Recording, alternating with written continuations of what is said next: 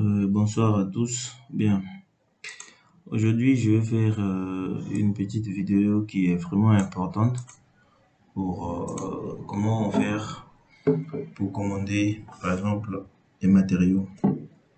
C'est-à-dire on va faire l'évaluation estimative. Vous voyez que en fait pour construire un bâtiment, pour construire, c'est-à-dire réaliser un projet en bâtiment, en fait il y a un aspect qui est vraiment délicat et qui est aussi indispensable.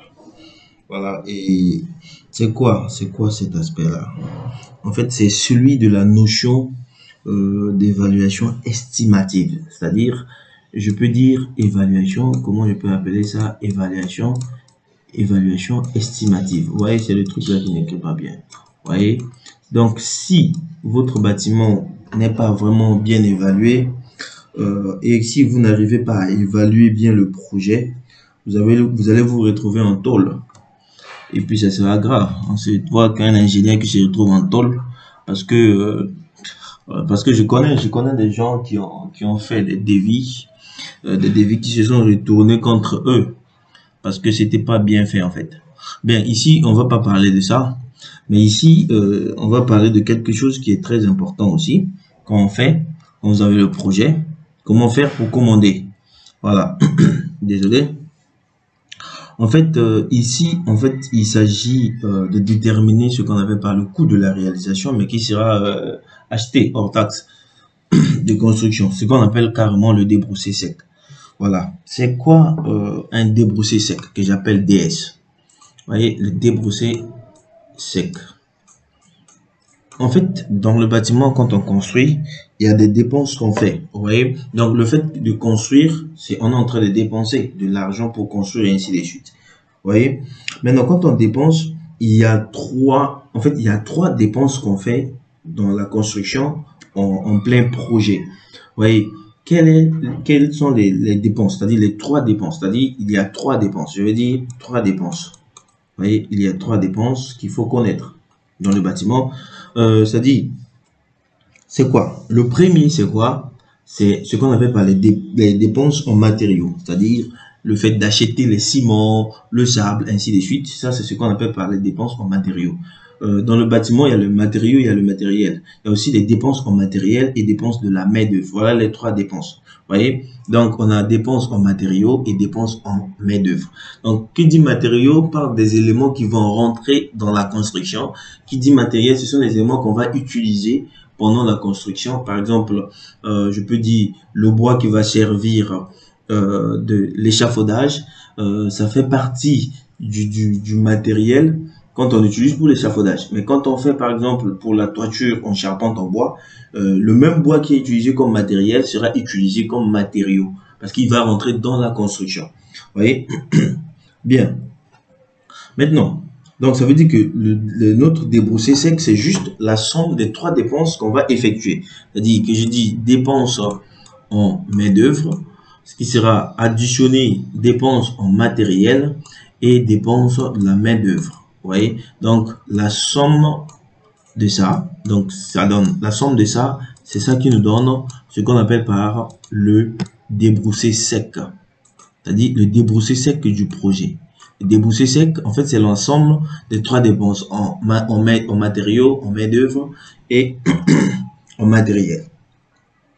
Voilà les trois trucs à retenir quand vous faites un projet. Donc, vous devez avoir les débroussails secs. C'est-à-dire, en fait, c'est pour ça que j'ai parlé de l'évaluation estimative. Vous voyez?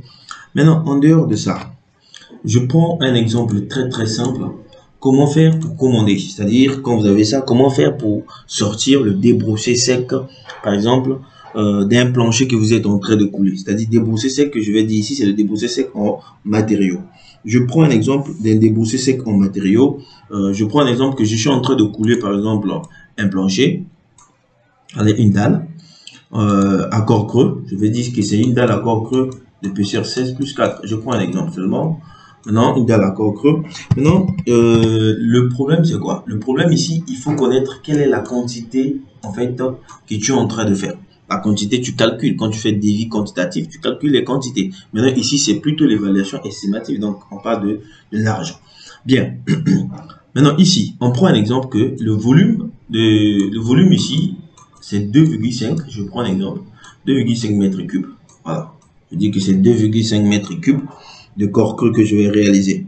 Maintenant, dans ça, je prends un exemple très simple. Je te dis que avec des dosages, par exemple, en ciment, je dis le ciment, je prends un dosage de 350 kg par, désolé, par mètre cube. Voilà. Maintenant, je vais prendre les prix unitaires, par exemple, des tonnes de ciment. Je vais prendre les prix unitaires comme ça, au hasard, par exemple.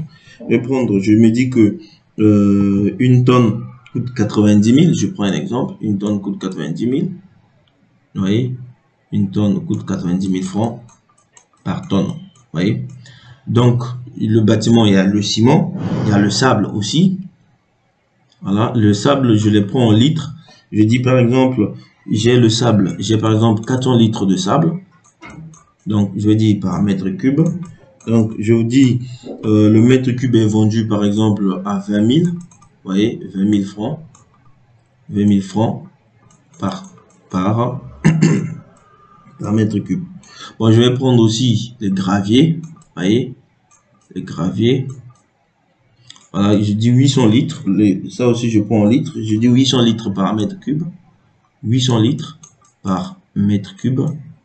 Bon, je dis, les graviers sont vendus à 40 000 francs par mètre cube. En fait, ce sont des exemples seulement que je prends. 40 000 francs par mètre cube. Ici, j'ai dit combien? 20 000. Voilà.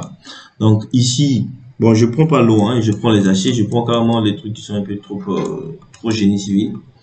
Voilà. Génie civil. Je prends un ratio, c'est-à-dire je prends 140 kg. Voilà, 140 kg, je dis par mètre cube. Je dis que une tonne ici des aciers, je dis bon, je vais vendre ça, je vais acheter ça à 55 000. Vous voyez, 55 000 francs par tonne. Maintenant, en fait, un secret que je donne souvent, dit quand vous faites un devis, déboursez 5 par exemple de matériaux, quand vous voulez commander, il y a quelque chose que vous ne devez pas oublier, ce sont les coefficients des risques. Vous voyez, ce sont des coefficients des risques. Pourquoi? Parce qu'on sait que non, il y a toujours des risques dans le chantier. Ce sont des risques là que, en mettant les pourcentages de risque, vous allez être en fait un peu en sécurité. Vous voyez, même quand des gens ont eu l'idée de faire les calculs sur le bâtiment, ils ont dit qu'il faut ajouter une combinaison par exemple. Et puis la combinaison, ils pouvaient nous dire directement que la combinaison pouvait être GEQ, c'est-à-dire les charges d'exploitation avec les charges permanente, mais ils ont dit qu'il y a eu une combinaison défavorable qu'on appelle état limite ultime. Ils ont ajouté des coefficients de majoration devant. Ils ont dit que par exemple pour G, ils ont ajouté 1,35 et puis pour Q, ils ont dit c'est 1,5. Ils ont créé la combinaison élue avec des coefficients de risque. En fait, ce sont des coefficients de majoration. Ce sont des coefficients de risque. On se dit que la charge permanente elle-même ne suffit pas. Il faut ajouter en fait des charges, des coefficients de majoration. Vous voyez? Bon, prenez ça. Maintenant, après, qu'est-ce que je fais? Je me dis, bon, il faut maintenant passer cette écriture. Bon, je dis pour le sable, je vais mettre en rouge, ça sera des coefficients de perte. Pour le sable, le ciment d'abord, je fais un pourcentage de 5% de perte. Coefficient de perte. Le sable, je fais 10% par exemple. 10%. Le gravier, je fais aussi 10%. Parce que ça, ce sont des trucs où au chantier, parfois, vous pouvez beaucoup perdre. Mais les aciers, je mets 3% parce que les aciers, c'est un peu... La coefficient de perte n'est pas trop beaucoup. Voilà, les aciers, le ciment, le coefficient de perte n'est pas trop beaucoup, mais le sable et le gravier quand même, il faut mettre un peu de coefficient de perte, c'est-à-dire le pourcentage de perte au moins à 10%. Ça c'est dans mon cas que je suis en train de faire tout de suite avec vous. Donc, je vais évoluer. Maintenant, cette fois-ci, en fait, je vais mettre tout ce que j'ai dit dans un petit tableau, en fait, pour que ce soit rapidement traité. Ou bien je fais carrément de façon un peu rapide pour faire sortir. Je vais commencer par le ciment. Voilà, et je commence par le ciment. Voilà, je vais commencer par le ciment. Premièrement, l'unité. Donc, ici, c'est des désignations. Ici, c'est l'unité. Donc, je sais carrément le devis que je suis en train de vous apprendre ici. Ici, c'est les quantités. Voilà, ici, c'est les quantités. Je vais tracer un truc comme ça. On a les quantités et puis je vais ajouter les coefficients de perte. Vous voyez, les coefficients de perte. Après avoir mis les coefficients de perte, qu'est-ce que je vais mettre? Je vais mettre les quantités à commander maintenant. Quelles sont les quantités que tu dois commander? Ici, on a les quantités, c'est-à-dire les quantités d'origine. Et on doit ajouter aussi le pourcentage de perte. Et après, on aura les quantités à commander. C'est-à-dire quantité à commander. J'appelle ça CQ. Voilà. Après, qu'est-ce que je vais mettre? Je vais mettre en fait la quantité initiale, le volume initial, le volume total, je vous l'ai dit, le volume du plancher à couler. Voilà, je mets le volume du plancher à couler. Je mets par exemple les prix unitaires. Et à la fin, j'ai quoi? J'ai prix total. Et à la fin, j'ai prix total. Je prends un exemple sur le ciment. C'est la même chose qu'on va faire sur l'ensemble du projet. On a dit pour le ciment, on a 350 kg par mètre cube. Du coup, le ciment est quantifié, c'est-à-dire en tonnes. Le ciment, c'est en tonnes, mais nous, on a vu en kilogrammes. Voilà. Après le ciment, nous avons le sable. Nous avons le sable, S. Le sable, nous avons les graviers G. Et après les graviers, nous avons l'acier. Vous voyez? Donc ici, le sable sur un mètre cube, le gravier aussi sur un mètre cube. Parce qu'on dit commande-moi 4 mètres cubes, 8 mètres cubes de sable. Donc les graviers aussi sur un mètre cube. Les aciers, on te dit en tonnes. Donc achète-moi 10 tonnes de tout. Voilà, maintenant on a 350 kg qui nous fait 0, parce que 350 kg c'est en dan. Donc en tonnes, ça fait 0,35. Voilà. Mètre cube, quand tu es en litres, tu passes en mètre cube aussi. C'est la même chose. Par 1000. 0,4. On avait 400 litres. Ici, on avait 800 litres. Donc 0,8. Maintenant, ici, on avait, en fait, on a 0,14. Voilà, parce qu'on avait 140. On a 0,14. Du coup, les pertes. On a les pertes de 5% ici sur le ciment. On a 10% là. On a 10% là. Et on a 3% ici. Maintenant, quantité à commander, c'est simple. Quantité à commander, c'est quoi? Les quantités à commander, pour calculer quantité à commander, tu vas prendre 100% que tu multiplies par, en fait, la quantité de l'élément qui est là. Et tu vas diviser par 100 et moins, en fait, le coefficient de perte. Donc, qu'est-ce que tu fais? C'est-à-dire, tu fais par exemple 100. Donc, je vais mettre ça ici, quantité à commander, la formule. Donc, je vais dire, c'est, en fait, c'est la quantité initiale multipliée par 100. Donc, c'est 100 multiplié par la quantité initiale, c'est-à-dire la quantité initiale que je vais diviser par 100 encore, moins le coefficient de perte qui est en pourcentage. Vous voyez, moins le coefficient de perte. Voilà. Donc, pour le ciment, c'est-à-dire, on aura 100 qui sera multiplié par 0,35 et puis ça sera divisé par 100 moins 5. Voilà. Donc, je vais prendre la calculatrice. Je vais dire là-bas 100, ça fait 35, non? 0,35 multiplié par 100, ça nous fait 35. Vous voyez? Maintenant, en bas, on a 100 moins 5. Et ça fait 95.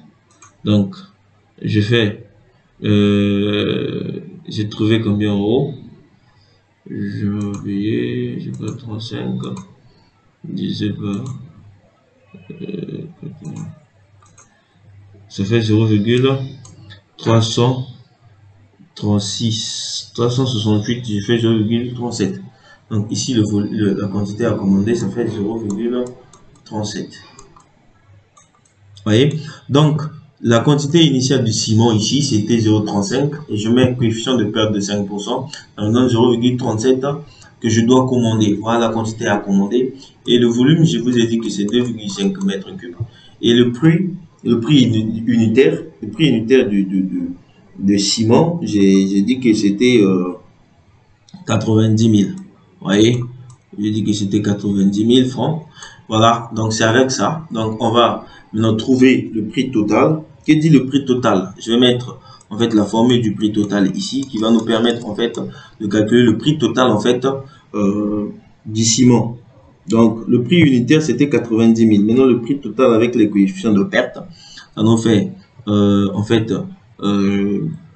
quantité à commander qui sera multipliée par le volume. Donc on a le volume en fait de la tâche à réaliser, c'est-à-dire le plancher de 2,5 mètres cubes, qui sera encore multiplié par le prix unitaire ici.